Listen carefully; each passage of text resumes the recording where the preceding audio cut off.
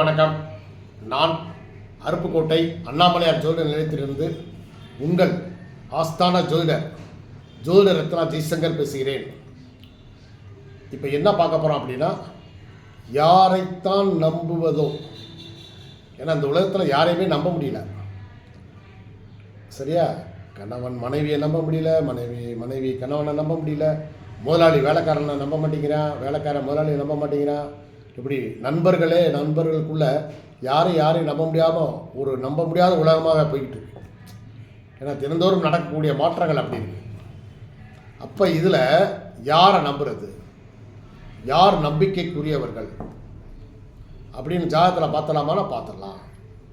Okay, சரி, யாரை நம்பலாம் அப்படின்னா, ஒருவருடைய ஜாதகத்தில் சரிங்களா, லக்கணத்திற்கு 1, 5, 9 குருவும் சந்திரனும் சேர்ந்திருந்தால் அவங்கள நீங்கள் தாராளமாக நம்பலாம். அதே லக்கணத்திற்கு 1, 5, 9 குருவும் சனியும் சேர்ந்திருந்தால் அவங்க தாராளமாக நம்பலாம். அதே போல் ஒருத்தருடைய ஜாதகத்தில் 1, 5, 9 குருவும் புதனும் சேர்ந்திருந்தால் அவர்களையும் தாராளமாக நம்பலாம். இதில் முதல் சொன்ன பாருங்க, குருவும் சந்திரனும் சேர்ந்திருந்தால் அப்படின்னா, இவங்க ஜாதகத்தில் குருவும் சந்திரனும் 1, 5, 9 இருந்துச்சுன்னா இவங்களுக்கு அமையக்கூடிய பெண் லேபர்ஸ் இருப்பாங்க இல்லையா, பெண் பணியாளர்கள் மூலமாக பெண் பணியாளர்கள் ரொம்ப அர்ப்பணிப்பு உணர்வோடு வேலை செய்வாங்க. அப்போ இந்த நிறுவனம் நல்லா வளரும். அதே போல் அது கணவனோ மனைவியோ அப்படி வச்சுக்கிட்டாங்கன்னா 2 பேரும் நல்ல இணை பிரியாமல் நல்ல நம்பிக்கை ஒருத்தருக்கு ஒருத்தர் நம்பிக்கையாக இருப்பாங்க. அதே போல் குருவும் சனியும் இருந்தால் இவங்களுக்கு அமையக்கூடிய பணியாளர்கள் மிகச் சிறப்பான ஒரு பணியாளர்களாக, சொல்கிற பேச்செல்லாம் கேட்கக்கூடிய, எவ்வளோ வேலை சொன்னாலும் செய்யக்கூடிய வேலையாட்களாக இருப்பாங்க.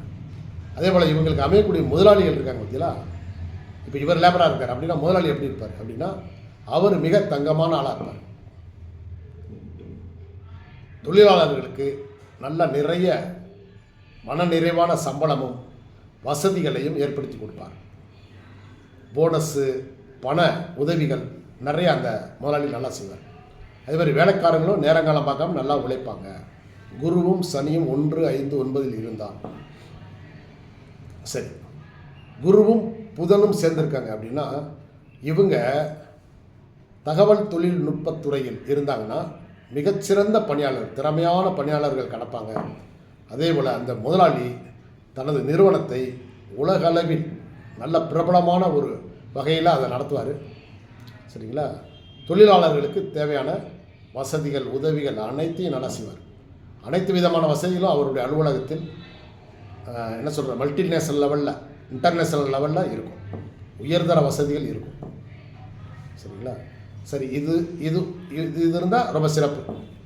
இதே அமைப்பு சந்திரனுக்கு கேந்திரத்தில் இருந்தால் 1, 4, 7, 10 இருந்தாலும் இதே நன்மைகள் கிடைக்கும்.